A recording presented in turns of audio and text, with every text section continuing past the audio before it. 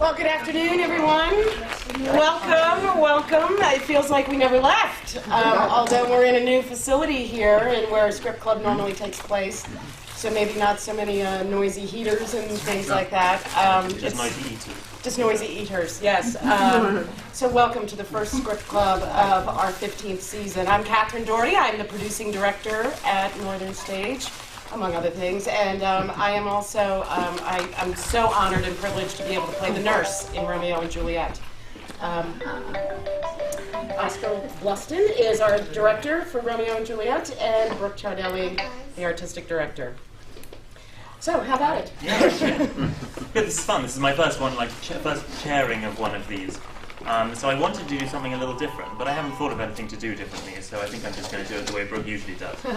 Which is going to be a little bit of, I'll talk about the design, I'll talk about what my thoughts are about this wonderful play, and then we'll sort of turn over to questions. We're incredibly lucky to have pretty much the whole cast who have just decided to come down and... The whole cast.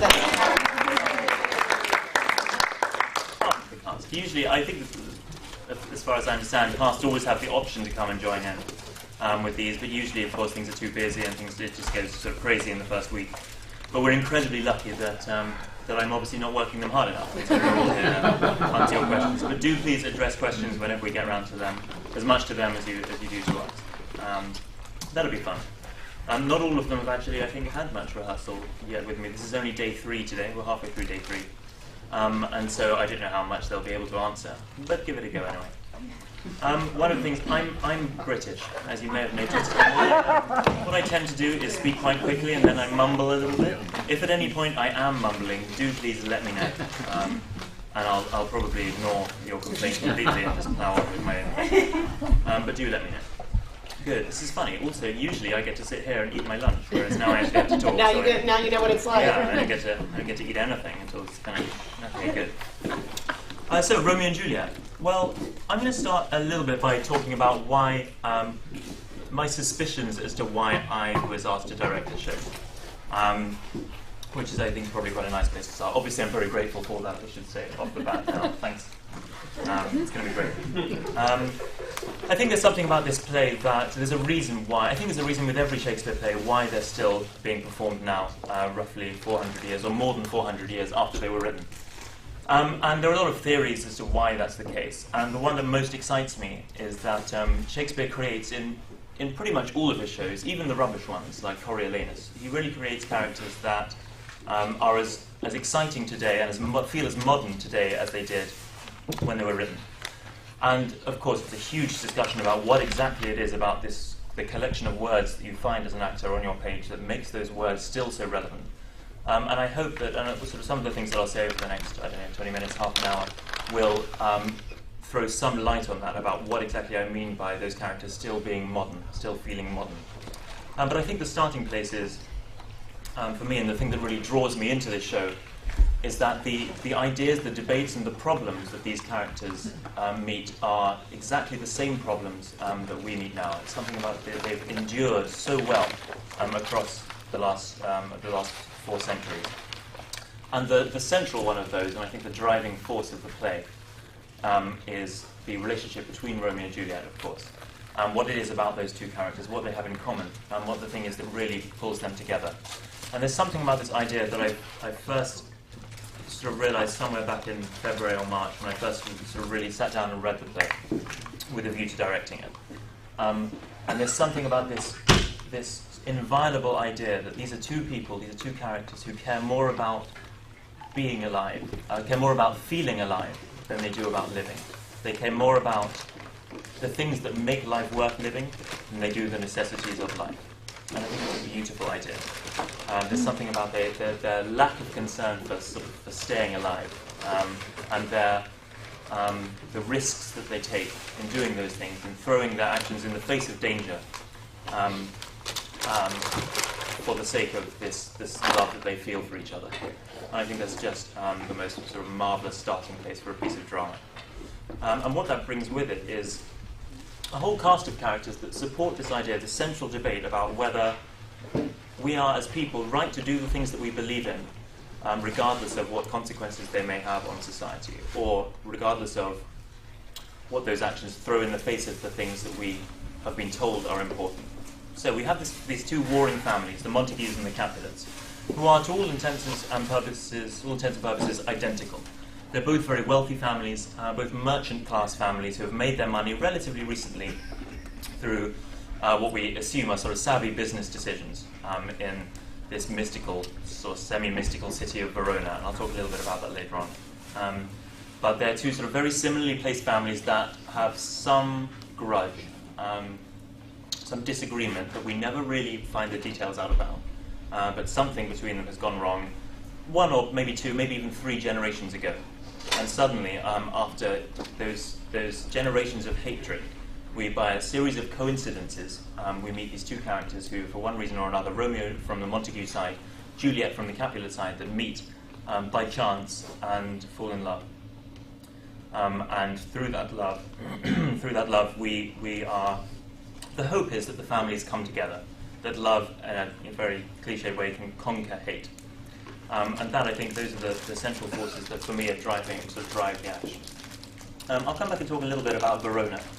Now, it's interesting to me that out of all of the cities that Shakespeare could have chosen to set this play in, he chooses Verona, an Italian city that he certainly would never have visited, definitely didn't visit, and would have heard sort of rumours and hearsay about what that city was like, but would never have had the luxury of course, of sort of seeing photos of it.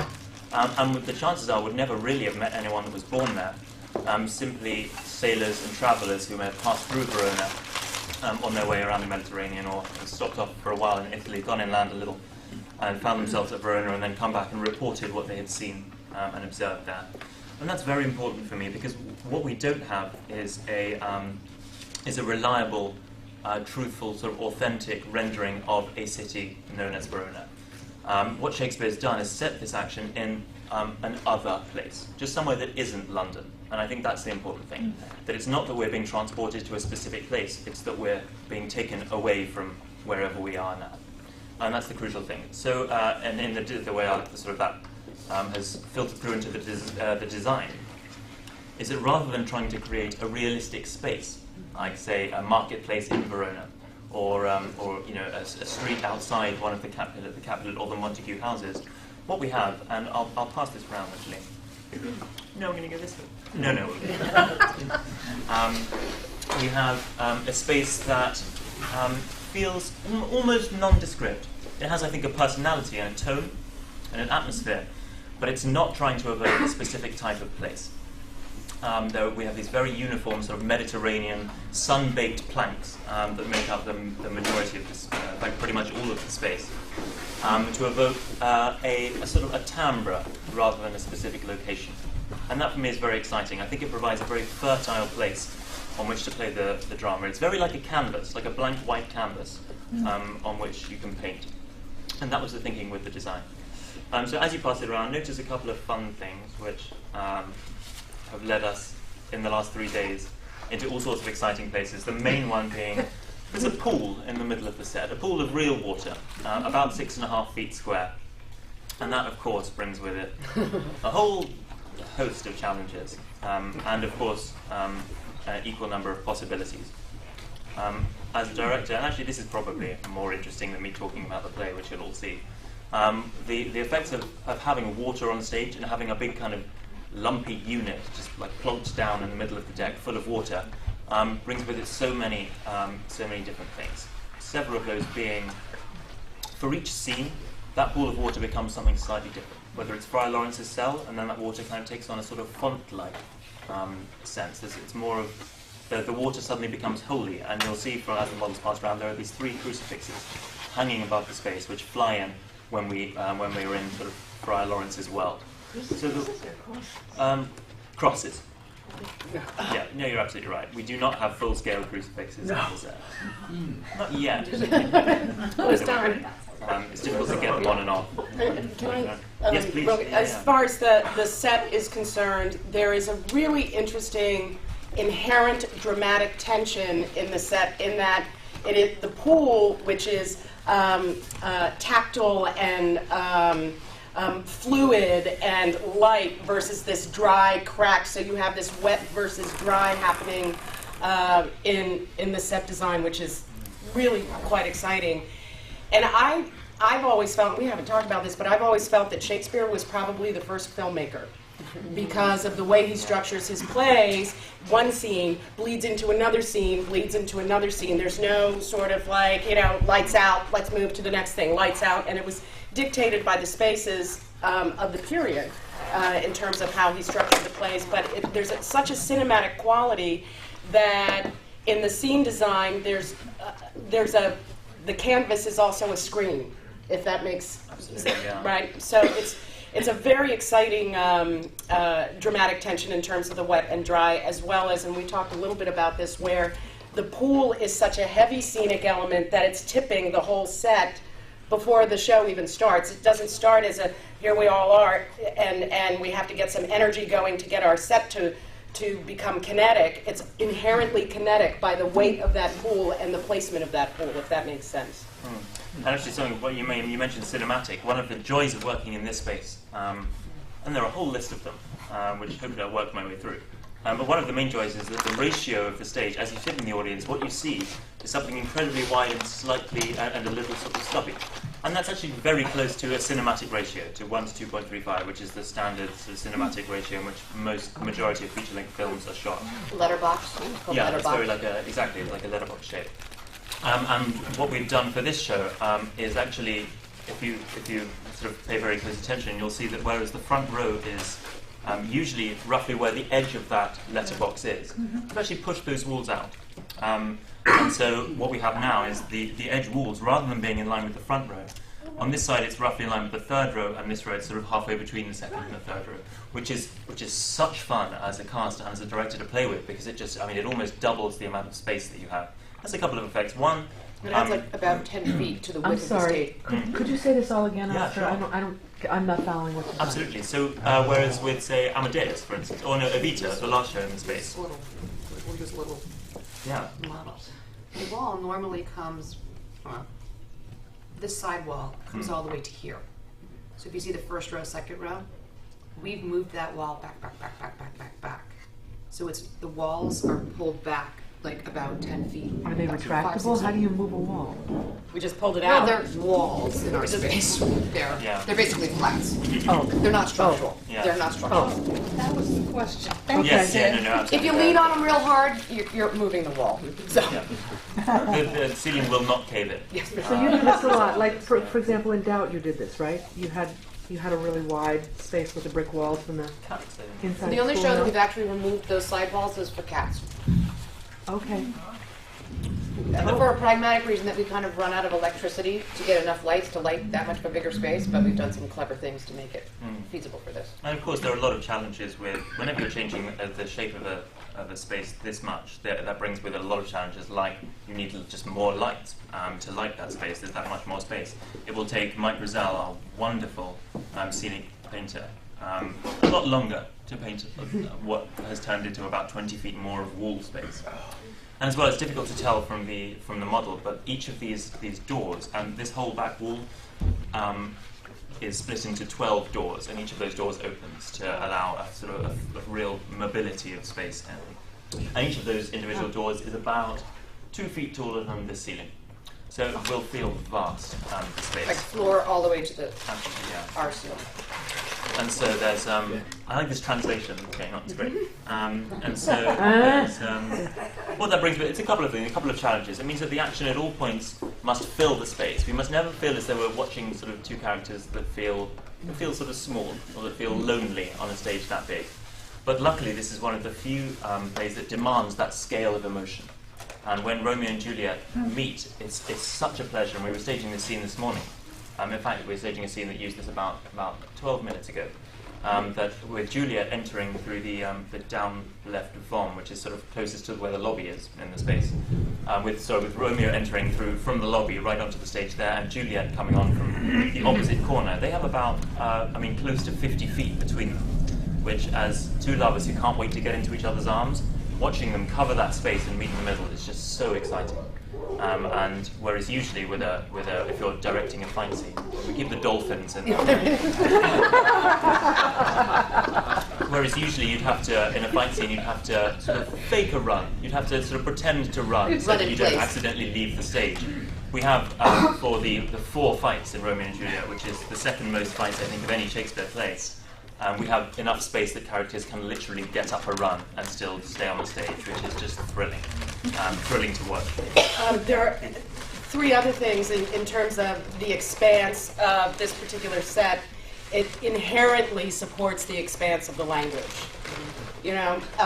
And when you watch the show, it's watching these characters travel. They have more traveling space, and this is a play that warrants getting to the Lawrence's cell, getting to Mantua. So this is providing, as in addition to the running, getting up a run, how characters travel. It also, Sutton and I were working on a scene this morning with Oscar where when you start making choices in moments with 2 characters and whether or not you're opposite one another and the amount of real estate that's between you versus if you're up close. So when the nurse comes to deliver some, because it's a play about a nurse, when the nurse comes to deliver some horrifying news to Juliet, Sutton and I were constantly with Oscar going, well, is the news here? Is the news there? And Oscar, I think, as director, is going to be, it's a delightful challenge to figure out, what's the proximity of these scenes? What are the proxemics? So that's absolutely, yeah. And actually, it's another. This is ticking off my things that are points that are great about this space and are such fun to work in. What's heightening that sense of proximity that we can play depending on where characters' relative emotional states are, affecting that distance between them. The fact that we're in a thrust here with the audience on 3 sides lets us place characters really within the audience, which is such fun. And so, whereas with a proscenium stage, with audience say only on one side, I never really get the sense that even when a character comes right down stage, or even dangles their feet off the front of the stage, they never really feel like they're a part of the audience. They're always talking at you rather than talking with you. And it's beautiful here to be able to place a character right down in that bomb entrance on their way to the lobby, and to feel like, for instance, when Romeo watching Juliet come out of her bedroom for the very first time, we're experiencing that moment exactly as he is. And it's so lovely for him to be able to turn to us and ask us, can you believe that she's right there? Which in this space, unlike many, you can really afford to do that. And it's just such a treat.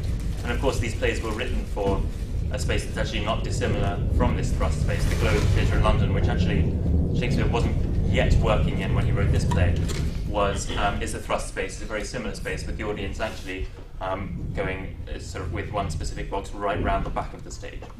And that just, it gives such an exciting sense of the actors being one of us, rather than some entertainment that we've sort of come to observe and then walk off and eat our dinner. Yeah, the people in those front rows where you've expanded the stage, are they going to be, first of all, are they going to be uncomfortable? And second of all, are they going to be in the way of the rest of us? A couple of things. The first thing is they won't be in the way. That's the first thing. They're low enough, and the stage is raised, and then these planks that are the deck raise the stage a little more. There won't be any of those sort of sightline issues. But, well, interestingly, that sense of discomfort is in part deliberate. Well, it's a couple of things. One, I like the idea that with each of these shows that I've done here, we spend so much time figuring out how we can open action up to the sides, how we can give these people at the sides just as good a show as those people in the middle. And it's always such a challenge with making sure that people sitting on the far left and the far right of the audience, making sure they don't feel marginalized. So one of the reasons for moving out those walls and really bringing those people almost onto the stage is to give them a real experience. So rather than feeling like they're kind of pushed to the edge and a bit alienated, that will bring them totally into the eye line, and will let, say, characters, whenever they're in these areas, interact with them, which is something I'll talk about in a second. But yes, in ways they will feel uncomfortable. But no more differently than you do if you sit in the front row. Yeah. Yes, I would say that, yeah. It's truly making the space. We always say, oh, there's 3 fronts. There's not a front and 2 sides. There's 3 fronts. It's legitimizing that statement to a degree we've never quite... Not every play can sustain a concept like this and say, oh, there's a reason to really increase that expanse. really exciting when you have a play that you can do something. You know, we're coming up on 100 productions. We've never done this in the space before in this way. And that's really exciting, that after 100 times in the same space, which we often go, it's so limiting, there's yet more things we haven't done. The other hope is that often, well, actually, you know, there's one specific person, and I'm sure that person's not sitting in this room, but with many productions that I've seen, there's always one night somewhere down the run when there comes an elderly lady who decides that this seat right here, and it's a couple in from the side and side, decides that that's the perfect place to knit. Relentlessly through the show. There are a few things that make me really angry, but that is probably one of them. Part of the hope of pulling the walls down is that those people will feel that is not an option. That's his real motivation. That really is. Well, hopefully we all will, including the actors. We've included that in John Hayden in the fight choreography to just make sure that if it's there, the sword goes. No, we take the needles and use them. By pulling those side walls out as well, and having, you know, in our space we have can see audience watching a show, which I have always loved about the Thrust, and it makes the evening even that much more a collective experience. And with these sections, it heightens in a strange way the voyeuristic quality that audiences should experience when you're looking at incredibly intimate moments between, obviously, Romeo and Juliet, or conversations that other characters should not be hearing or taking. And I think that watching those audience being that close into the action, that voyeurism gets heightened to a certain degree. And some audience members, by their own nature, are going to lean in to hear better, and others are going to kind of lean away to try to gain some discretion. But that's exactly what's interesting about it, is that... Yeah, and this is a slightly sneaky thing, but if you are in that end seat and you are, as a result of the colour of the stage and the spill of the lights, you'll end up inevitably being slightly lit. You do, I think, in that situation, feel the need to concentrate more and to be more in it. And it's not just the knitter, although obviously I thought about that, but it's the fact that if you happen to glance over and see those people from the centre section, see how much fun they're having or how much attention they're paying, I think as ever, if you see someone looking at something, your first reaction is to look at the thing that they're looking at. And I think it's another way of focusing as much attention and as much interest as possible on the stage space. They're going to have to back and forth in their seats? Well, we'll make them squirm enough that they won't want to do it if they're in accord. I think that'll be the way to get around that. Good. There's also a small chance that, of course, the people sitting around here weirdly happens to be the exact seat where the knitter sits. Might get a little wet. I haven't blogged the whole show around this woman. I should know that. There are other things that I'm thinking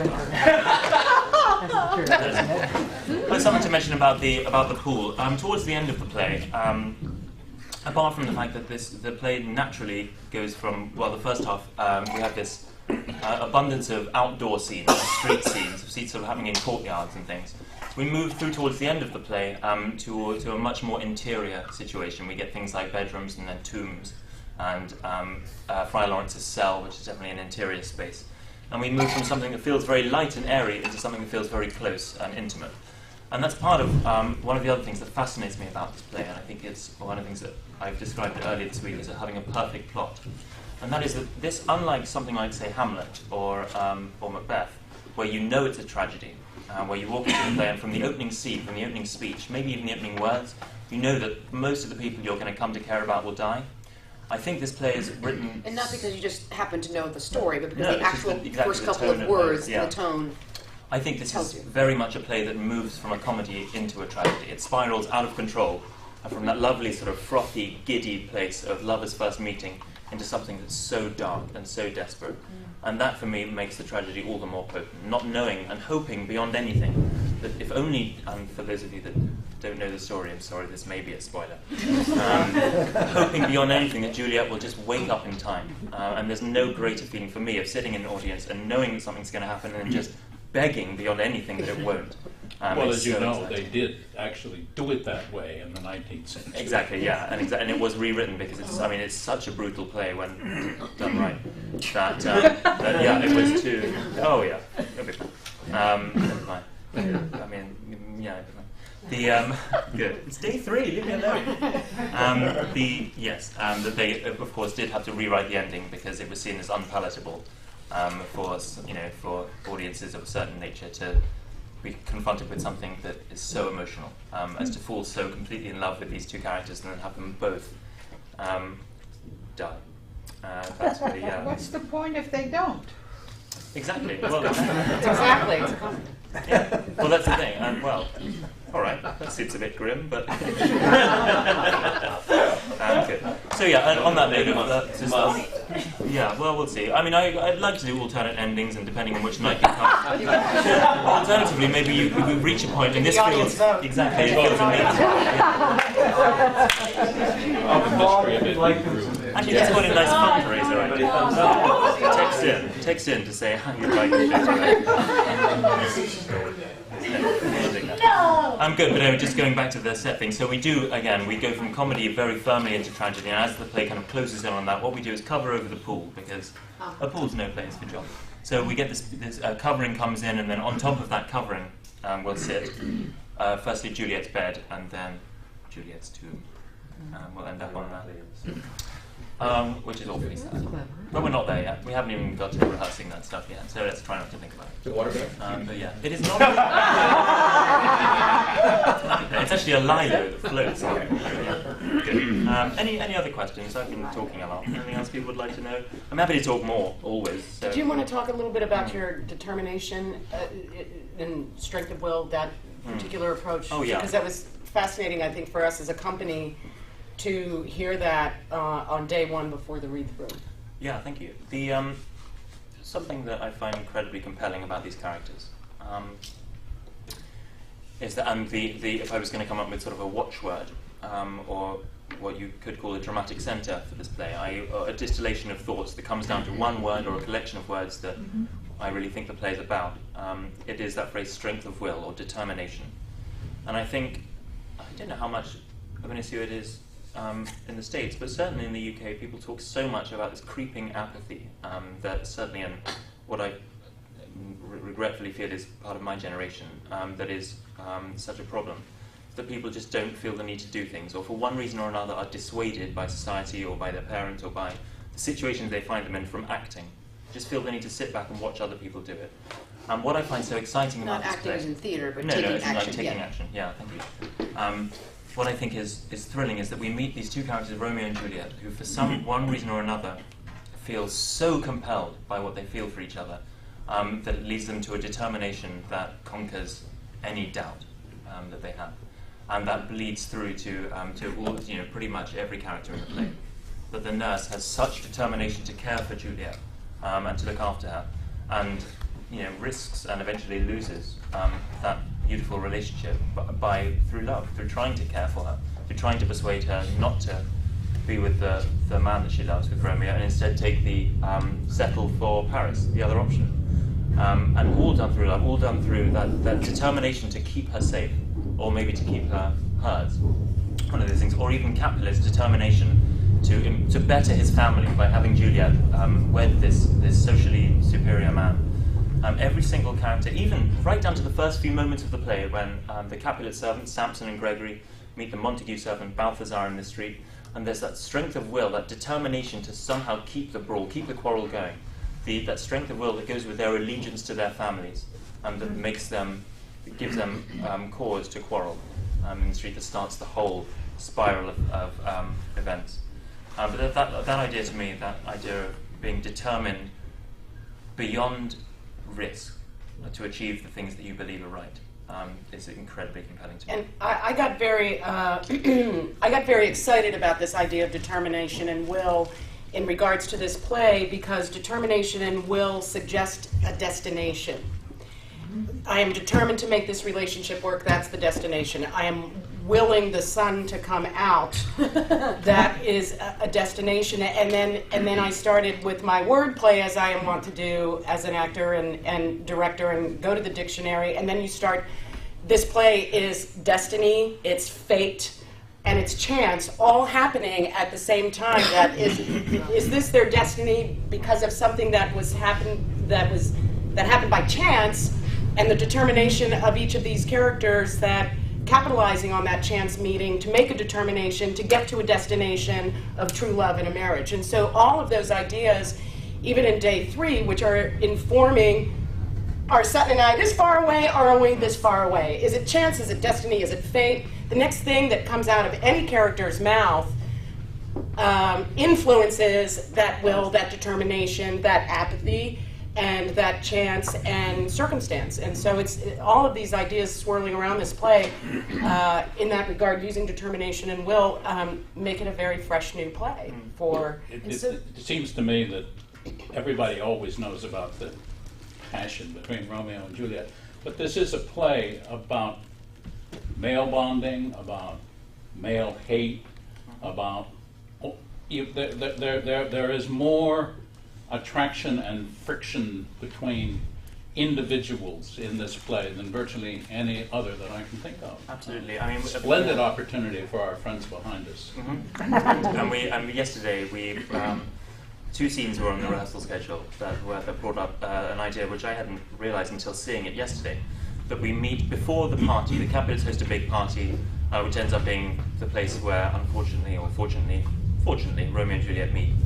Unfortunately for the play, it would be incredibly dull if they didn't. Fortunately for them. And for them as well, yeah.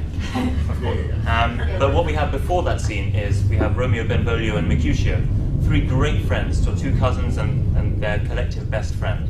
And then what we have immediately after the party is just Benvolio and Mercutio. And Romeo, of course, has been swept away by his passion for Juliet. And what we found was that seeing those, as we had scheduled it, those scenes pretty much one after the other, it really leaves you with this incredibly moving idea that as well as Romeo and Juliet being a positive thing, if you carry the audience with them, then you kind of remember the friends. But for those 2 friends, they've lost their third part. They've lost, a part of them. And we see them after the party searching around for Romeo in the Capulet grounds, and it's like they've lost a limb. It's incredibly sad like that way, and just as much an investigation of friendship and of brotherhood as it is an exploration of what it is to love, or to be a lover. Yeah, thank you. So if you're wondering what that is all of the wood that's turning into this being taken from where the lumber truck dropped it off, being rolled across the floor into the paint shop to be painted. Took me a few minutes to figure it out, but that's all the lumber going above us. Does feel like an overhead train. The other thing that's interesting, and this fits into the sort of determination point, is that it's very rare that you get a play that in its opening speech, the Friar Laurence, the chorus technically speaks the opening monologue, that incredibly famous opening line, 2 households, both alike in dignity, in fair Verona, where we lay our scene. I've given that to Friar Laurence for a couple of reasons that we can talk about if you're interested, but I don't think it's necessarily that interesting. But what he... That was a mumble. Could you say that again? Yes, I was just saying... Yeah, well, all I was saying was that the thought I had wasn't interesting. All the things you could have asked me to repeat. Right. Say it louder. Good. Okay, no, I will. But towards the end of that monologue, what you get is that chorus member, or Friar Laurence in our case, saying, "Is now the 2 hours traffic of our stage." Now, it's incredibly difficult to produce a play of this length in 2 hours. And I kind of think that it's not an accident that the time that we are told to direct the play and to complete our story in is almost unreasonably short. And to me, that just speaks so much to this idea of determination that has to, by nature, we have to keep driving through. We have to keep kind of spiraling towards the conclusion. And it feels to me as much like a challenge as anything else. That Shakespeare saying, you know what? It's like, hey. Don't indulge. And constantly across all of the plays, we see people, we see characters resisting the temptation to indulge. We see Juliet saying things like, "Back, foolish tears. Don't cry now. Don't feel sorry for myself." Or Hamlet in the famous speech to the players. Saying, don't saw your hand like this, don't speak your lines slowly, just get through them. Because that's how life is. You don't dwell on these things, you then start to feel indulgent, and if you do, you end up sort of boringly stuck in that place, and your friends tell you you're boring. 2 hours and 55 minutes doesn't scan. I was thinking about changing the line to accommodate, yeah. So I was including an intermission. But so we're aiming for 2 hours. At the moment, I think our read-through was close to 2:30. probably including, maybe not, well, I don't know. Well, we're going to try and aim as close to 2 hours as possible, Well, without losing anyone. isn't 2 hours short for Shakespeare? Well, a couple of things. Interestingly, we think that the speed at which Shakespearean actors would have delivered these lines is much faster, vastly faster than the pace that we deliver them. The other thing is that Shakespearean audiences would be familiar with these stories, and they would come several times, and they would know what happens to the point where they don't have to listen to specific lines or words and think it's just, oh, this is the scene where this happens, rather. And so they have a more, they understand, I think they would have understood the play in phases as much as in terms of lines. That's the first thing. The second thing is there were no intervals at all, ever, in any Shakespearean show, which I love, frankly. But I also love concessions. So, it's what we would call swings and roundabouts, which I don't know if it's a phrase you have here. We say swings and roundabouts. You know, you win some, you lose some. But I think but yes, that's a crucial thing, is that they would have moved a lot quicker. There would not have been intermissions, and for large portions of the play, they probably wouldn't have been listening. But yes, so I think that's the sense of it. Yeah. And also the other thing is the texts that we have now are not as reliable as we'd like, and that we have what's called sort of the prompt book version of the script, and so which is basically a script that includes everything. And again, we talked lengthily about this 2 years ago in what wasn't this room but should have been, about with Hamlet, yeah, on how many different versions of the play Hamlet there are. Fortunately, there aren't multiple versions of Romeo and Juliet. There are a lot of different editions, which all have different editors' choices in them, but they're more or less of a length. But that length would have included every scene, which would not necessarily have been included in Shakespeare's final edit that got produced in 1597. Yeah. Has Sutton done Romeo and Juliet before, or Shakespeare? I have done quite a bit of Shakespeare, but I have never done Romeo and Juliet. And it is definitely on my bucket list. I mean, it was just like, to know, because you've only got a short period of time as a woman to play this part. And mine was coming up. I feel very blessed to be able to Your do this. theatrical clock was ticking. My theatrical clock, yes, exactly. So it was just, when I found out, it was just, it's so, I mean, it's like wanting to play Martha when you get to that age, in Who's Afraid of Virginia Woolf. So it's like you get, and it's so funny, I was looking forward to all of these parts I was going to play as an older person, and then I get an offer, and you're like, oh my gosh, now is the time to do this, and I'm just love it. And so often I play Shakespeare characters who, well, I was about to say die. Yes, so often I play Shakespeare characters who die in really, really horribly tragic. This is so funny what I'm saying. Murderous ways, whether it be rape, whether it be things like that. And this is really interesting to die at my own hand. And that has never happened in a play for me ever. I've never done that. So Talk about determination. yeah, no kidding. So I'm thrilled. Yeah. While we're chatting with Sutton, do you guys also want to say your name and who you're playing? Great. Yeah, you might just stand up because it's hard to see. Hi, everybody. I recognize a lot of you, actually. I'm Kevin. I'm playing Romeo. I'm Patrick. I'm playing Tybalt. I'm Andrew. I'm playing Paris. I'm Sutton and I'm Juliet. I'm Anthony. I'm playing Balthazar. I'm Chris. I'm playing Benvolio. My name is Joe Tapper. I'm playing Mercutio.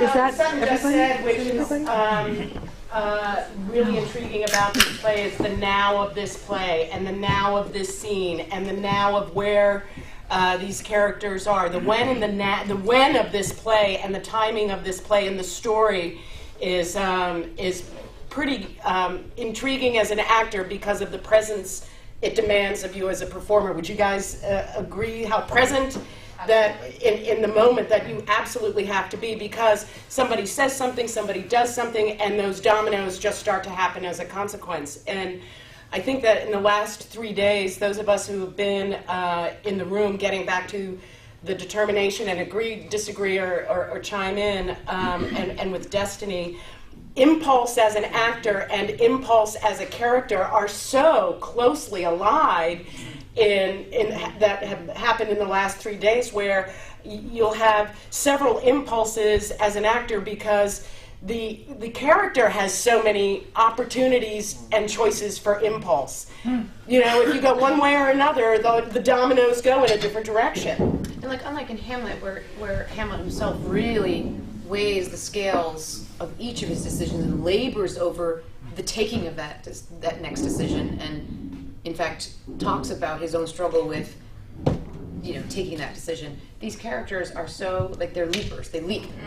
They don't think, this is pretty high up, maybe I should wait. They just in. And that changes dynamics. A lot of the criticism of Hamlet is that for 4 hours, it's my favourite play, I should qualify this point, but we watch a man for 4 hours talk about himself, which usually, because Hamlet's cast incredibly well, usually, you know, the guy who plays Hamlet is the kind of guy you want to listen to talk about himself for 4 hours because he's that complex.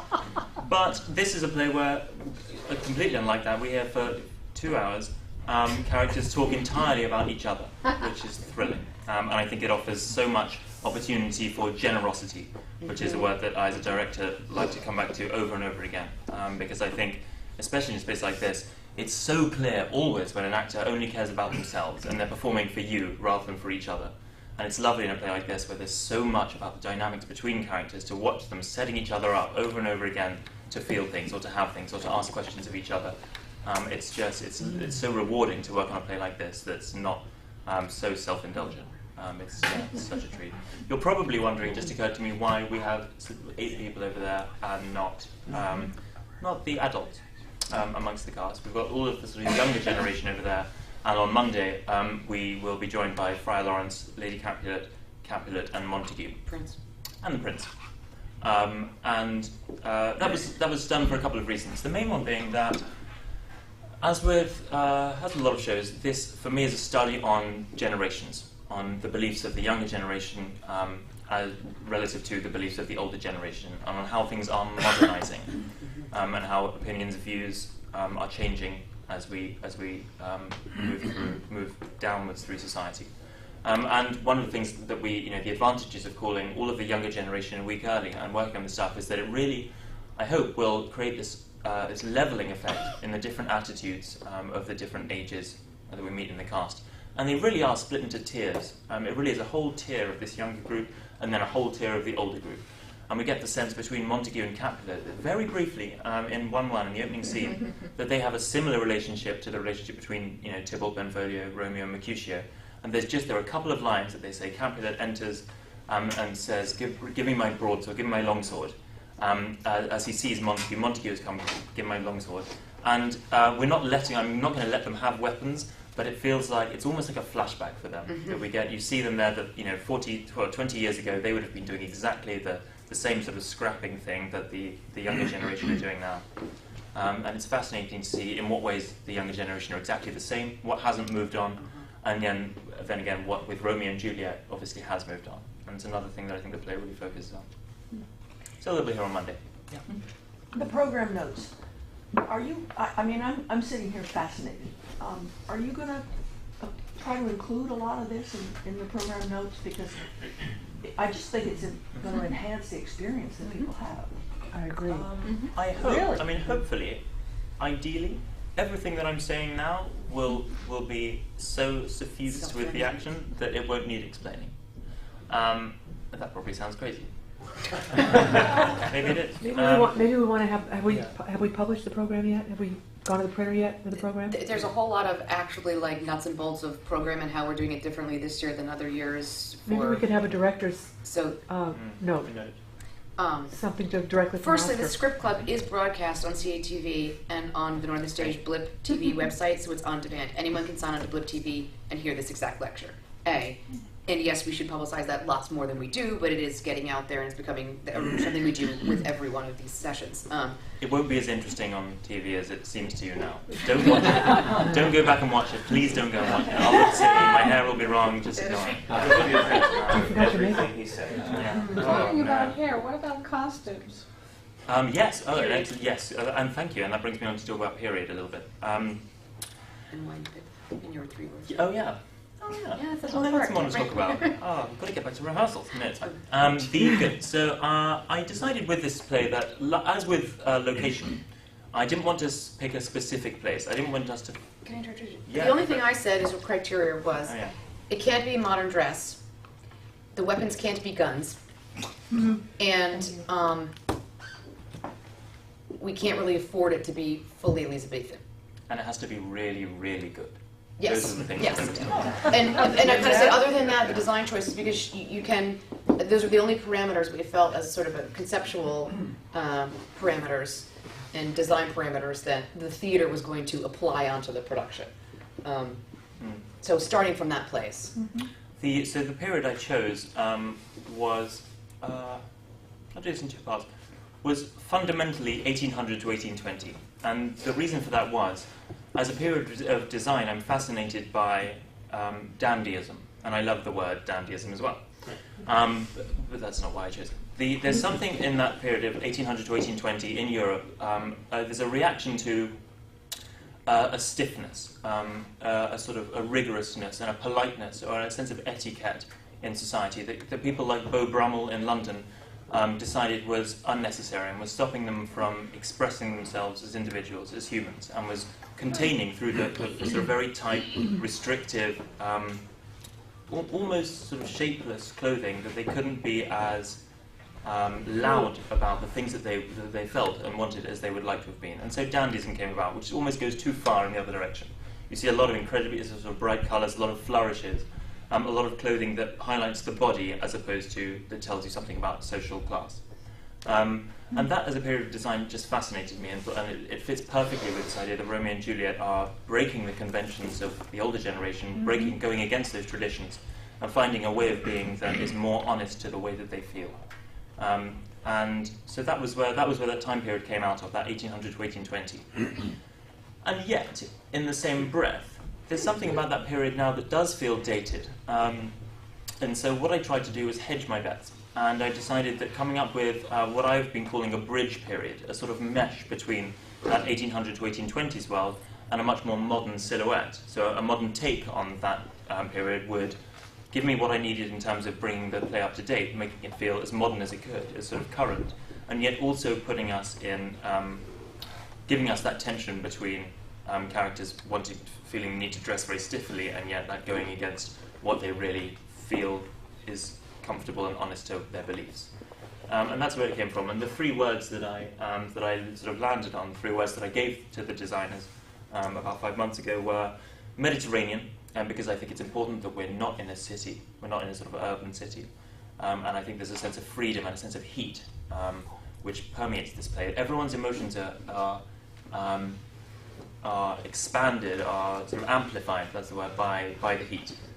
Which is, of course, a sensation that we're all familiar with. That suddenly, on top, if loaded onto all of your problems is the weather, which sounds very British, but you know what I mean, then things just get so much worse. And the characters constantly refer to the heat, that they're outside, that they're in the sun. What is it? The mad days. The day is mad. Now the mad blood is stirring. There you go. Now the mad blood is stirring, which is a sensation that's entirely brought on by this baking sun.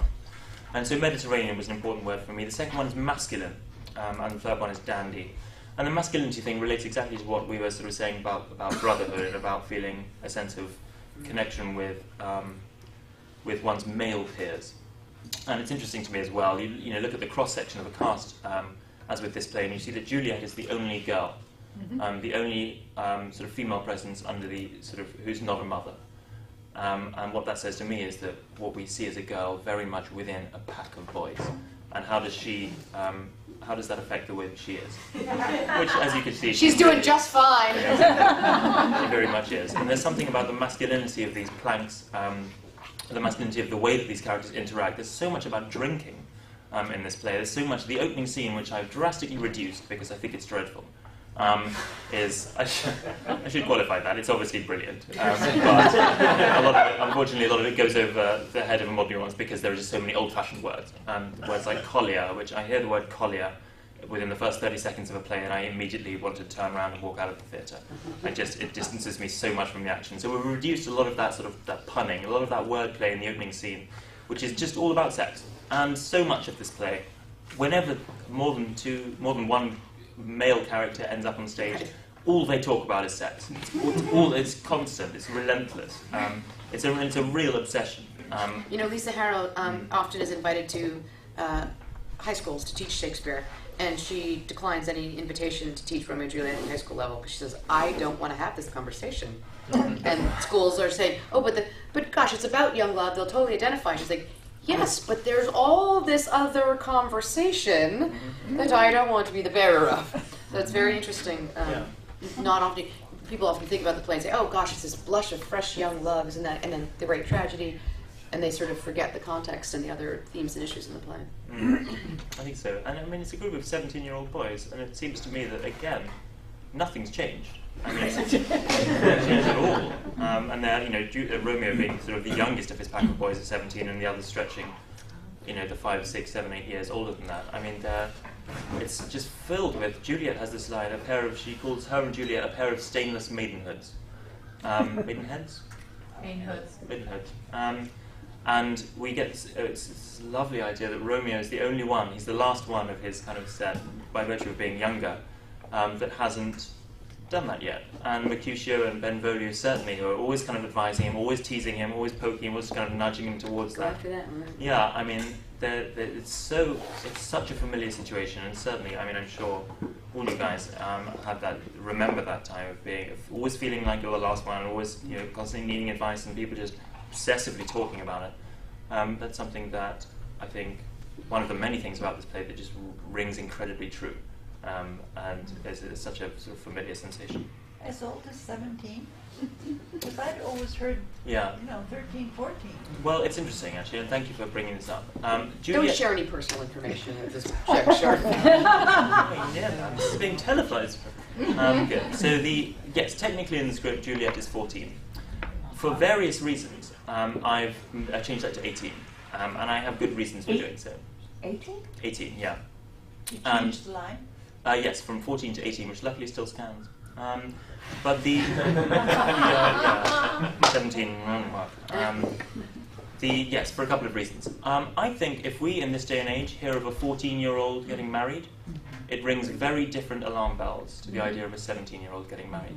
I think if you hear a 14-year-old saying, I want to get married, you instantly dismiss it. There's no way that a 14-year-old can have the emotional understanding of what marriage is, or of what that sort of a serious relationship is, to know what marriage, to want to spend the rest of their lives with someone. And I think there's a similar case for a 17-year-old, and yet somehow, for me, it's just old enough to be taken seriously. Just to think that actually, you know what, if a 17-year-old does get married, for instance, my grandparents were married at around that age.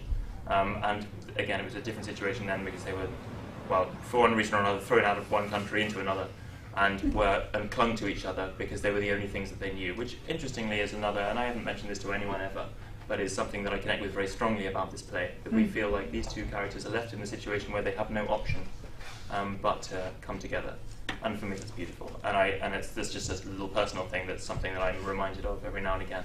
That we meet these characters on the cusp of being adults is the other crucial thing. That we see through the play Juliet going from being such a child in the opening scene, such a kind of foot-stomping, impatient little brat, and yet by the final scene she has such maturity and such kind of grace that for me, a 14-year-old, I find it hard to believe that a 14-year-old could carry that much sort of sense.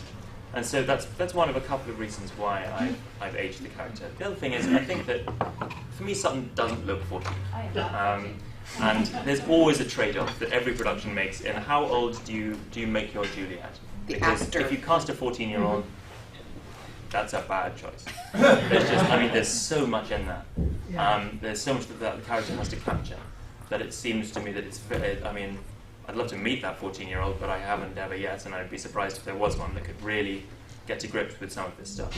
And so every production, it seems to me, ages her somewhat, but it's where to sort of draw that line. And Sutton, for me, is in a fortunate position of having all of the emotional understanding of having been through that whole phase, and yet looks young enough to be plausibly under 20. And so that's why I sort of found an age there that sort of suits at 18. But yes, that I think that was the hardest decision I think to make, in that we so sort of know her as 14, and yet given a little thought, it does seem implausible, and I think it rings alarm bells, actually, especially to modern ears, about a 14-year-old being involved in anything like that, especially bearing in mind what we now have legal ages of things, which they Well, you wouldn't don't have ever then. want to feel that that her deciding to take her own life is tantrum or petulant. Yeah. Exactly. And Thank you. Yeah. that's such a, which you don't, because Shakespeare takes you down the journey, but ultimately you have to be on side and to experience the moment that Shakespeare intended and the sense of loss. You have to believe that she was making a series of decisions that she was in her right mind, mature mind to make, fully understanding the sequence of choices, not a rash childish act. Which is why when Capulet says to sort of makes it clear to her, basically accuses her of being a child and being rash, that we have to side with Juliet. There can't be, I think, at that point in the play, a shadow of a doubt that Juliet's in the right and she's doing the thing that she believes, and that we are on side with that, and that he at that point, for one reason or another, is the monster. And we've also seen all kinds of parents where the child has grown up, but the parent hasn't seen them as a grown-up yet, and is still treating them as a high school student, but yet they've graduated college and they're living on their own. But the parent, and that tension between the parent's perspective of their own child's growth and the child's actual natural growth into adulthood, and that tension between there, I think particularly the Capulets, both mother and father, and Juliet is so recognizable, so familiar. Yeah. Very just before Sutton, but remember it though. There's this very interesting line that Capulet has in the opening scene with Paris, which is Paris asks to marry his daughter, and he says, "Let 2 more summers wither in their pride, ere she may be a bride," or something like that. Ere she may be ripe to be a bride. And there's something about if she's 17, 2 more summers would push her over the 18 boundary into 19, which for me just seems perfect. That absolutely 17 is too young. Let 2 more summers, let her turn 18, then let her turn 19, and then somehow then that pushing her beyond 18 makes her an adult, and so then it's right. And that for me was another reason why 17 on the cusp of that feels right, whereas 13 to 15 somehow still puts her, those 2 years, I think in our day and age, don't mean as much. There's no sort of cusp at 14, whereas I think there is at 18. Sorry, Sam. Oh, no, I was just going to comment on Juliet's relationship with her parents. And they do, I feel, are a little bit stunted in how they see her. And they do see her as a child, and they treat her like a child. But what's really interesting to me is that she's so clever that there are times when she's pretending to be what they think she is. As every child, every as parent all they does. Exactly, but characters don't quite always frequently do it in plays, where they're lying so well that even they believe it, you know. So I just thought it was really, because she will play 13 to them at times to get them to love her, and this is what I've done for you, and so she's constantly trying to tell them, well, there are parts where she goes against that, but then, you know, coming back to fool them into, no, I'm still your little girl. That's exactly who I am. I'm not different than what you thought. Good. Have we probably got time for one more question if there is one, or otherwise we've got to get back up to it? Yeah. Sort of a question that the beginning of each season, we've had some explanation of how this fits into the entire season. Yeah, we never pick. It may be the wrong place to do it. That's right. But we never pick a season around a theme. But somehow, I mean, our job is, at any given point, Catherine and I probably have our special shelf where there's about 100 plays we're dying to do, and for some reason they don't fit in, or they don't seem right in a given year versus another year. And a play that we go, definitely not. 2 years ago, we go, we have to do it this year. So you kind of say, what are the influences that we're responding to? And part of our job is to kind of divine the curiosities of our society. What is provoking people's thinking? What are they seeing or hearing in the news that's influencing them to say this? Or what's just happening sort of subterraneally within our community, the Upper Valley community, which is different than if we were producing in New York. There'd be a different sort of rumbling to be listening to. But we never do that on a conscious level. Some theaters very specifically say, we're going to do an X season. We don't, but it's always about plays have been picked, the budget's been passed, the brochure has been designed, and it's sort of before the first show comes, we go, hey, wait a minute, this whole season's about X. So we have had that discussion. And it's one of the things that I love the most about my creative collaborators, but whether they be actors or Catherine, Oscar designers, is that we argue so well because we fight about, is it this or is it that or is this? And Catherine and I will famously like stomp out of the office of each other, like, that's the craziest idea I've ever heard. And then you come back 10 minutes later, no, it's this. And it's what is so excited that we can have that really, like kids on a playground, like wrestling, we do with ideology and ideas. So I said it was about love because every character is looking for love. It's the love of Romeo and Juliet.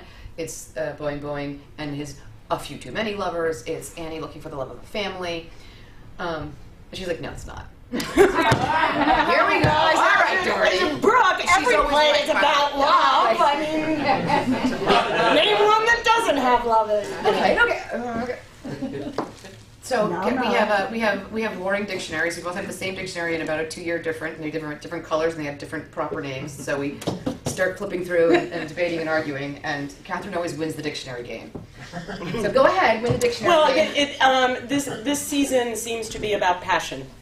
It seems to be about passion, and passion. I mean, love is a result, right? This is why she wins. And passion is a determination. It's a will, and so the passion of obviously Romeo and Juliet, the passion of this architect in France and his 3 stewardesses, and the passion that Annie has to find that family. So passion just sort of started to rise to the top, and it's a terrific season, our 15th season, to have it, for us to be able to explore plays that are inherent, an emotion and a quality that are in us as artists. So it's passion is where we're at this season. We also have a level of sort of sex in the season that we've never really had on stage before. Yeah. I mean, you have the sort of first love sex of Romeo and Juliet that's sort of referred to. You have the comedic 1 guy, 3 girls, 4 doors version of we sort of send this up, that we can laugh at the sexual foibles of the French verse structure. But then you have Dangerous Liaison, or the Liaison Dangereuse, where it's sex as power, and specifically sex. And how sex is used as a weapon between these individuals, and how the dueling and the challenging is about sexual liaison. And that's a level of sort of like engagement about sexuality that we just haven't had a play that just hasn't come up yet. So that was sort of an interesting, like, oh, we're doing that in this. All right, great. You'll find with red, though, none in red. Yeah, you'll be great at that. There's no. There's artistic sex. That's a very different fine art. And it's sort of Annie jumped that whole thing. There's no. What about M Butterfly? I don't know what that's about. Oh. M Butterfly. Misplaced passion. M Butterfly is going to be a very challenging show to talk about. I think actually like maybe plot summary. Like what is it? Because it's the plot summary, it's about a French diplomat. Based on a true story. Based on a very sensational true story. A French diplomat who is stationed in China, and he falls in love with a Chinese opera star. And He's married. And he's married. And it's in the 50s. Late 50s, and it takes over. It plays with time a great deal because it goes back in time. Gallimard is the name of the diplomat, and it goes back in time, and you sort of learn his influences as to how he got to where he is, and then it goes into the story of this love affair. But the top of the play starts at well after this love affair has happened, and there are 2 things that you find out about this Chinese opera star and about the French diplomat that are pretty staggering, very, very surprising. And Brooke and I were talking about, for example, open rehearsal for M Butterfly, what we should rehearse versus what we will rehearse are two different things, because the minute anybody if we select a scene, Can't give it away. we can't give it away. Right. You can't do any scene that involves the French diplomat and the Chinese opera star, or it's all given away. It's probably why you're saying, I kinda don't know anything about this, because we can't say it, or else the sort of whoa moment that happened. And Catherine and I both shared stories of the first time either of us saw it in New York, and went into the play not knowing anything. Like, oh, it's that play that everyone's talking about. It's getting all these awards, and it's John Lithgow, it's John Rubinstein. Great, great. And as these plot points are exposed and revealed, you can't believe, you're like, wait, what? There's no greater thrill than to have been sitting there for however long and not see it coming, and then all of a sudden it's right there. The twist of it. So, Yeah. it has a double. So it has nothing to do at all with the opera. It's a little Well, confusing. it's really, Madame Butterfly. we'll segue into the, coming soon in Script Club. B.D. Wong is the playwright, and he's very well known for mixing Eastern and Western ideologies, and I just lost my train of thought. It does have something to do with Madame Butterfly, the opera. Thank you. That's where I was because going. of the Western. If you become familiar with Madame Butterfly, the opera, no, did I say B.D. Wong? Yeah, Henry David Wong. Yes. Sorry, guys. Sorry. I know it may have sounded like I'm. Catherine's also that. directing the play. I'm directing the play, so I'm a little like ga ga ga ga ga. But what the playwright does is he deconstructs. His construction of M. Butterfly is a deconstruction of Madame Butterfly. Oh wow! So we have to see the opera. So and a lot of the music from Madame Butterfly and the relationships from Madame Butterfly are infused into the play. Amadeus was about Salieri, and you didn't have to know anything about Mozart and his music to enjoy it.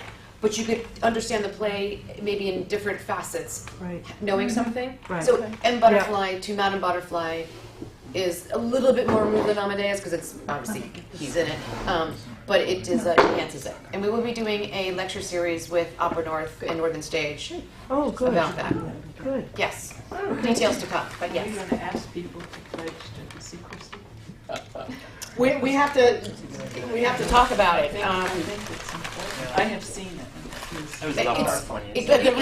There is something absolutely beautiful about sitting down, knowing nothing about that play. Some plays you are aided by kind of either having read the script or knowing something coming into it. That is a play you should walk in blind. Right. So how do we get this very intimate Upper Valley that we encourage to have word of mouth to not give it away? That's how you have word of mouth. Yes. Maybe we should skip strip club. Yeah. Strip club. That's more appropriate than you know. That's more appropriate than you know. I wouldn't. There's loads to talk about without talking about the plot twists. Yes, and there's a couple of them. So Okay, I'll bring this back to Romeo and Juliet for a second. You're having a Romeo and Juliet reveal. Like 4 series. We are in process on that because the reality is that it's been planned and announced, but most of our lectures are coming from areas around the state that actually the roads are not able to be passable. Oh. So we're having some unanticipated physical obstacles to actually doing that. Okay. So I'm not actually mentioning that sure. right now because we've got to try to figure some of that stuff out. I see. We do have open rehearsal. We have the first half the cast came, the other half of the cast is arriving. So the first read-through is actually a week late for these guys, and it will be Tuesday at 10:30. You're welcome to that. And also open rehearsal is a week from this Saturday. And the Queechee event, hopefully you're all coming. Oh, some really exciting little new twists on that event and some talent that you'll see through the season. Very exciting. Is Tuesday the 15th. Thursday the 15th. Yep. Sure is Thursday. And the Inn at Marshland Farms is intact. Is intact and fine, and you can get to it. And you can get to it, no problem. Yeah. Just by the Fathead Factory. So, great. Thank you all so much for joining us, and thanks to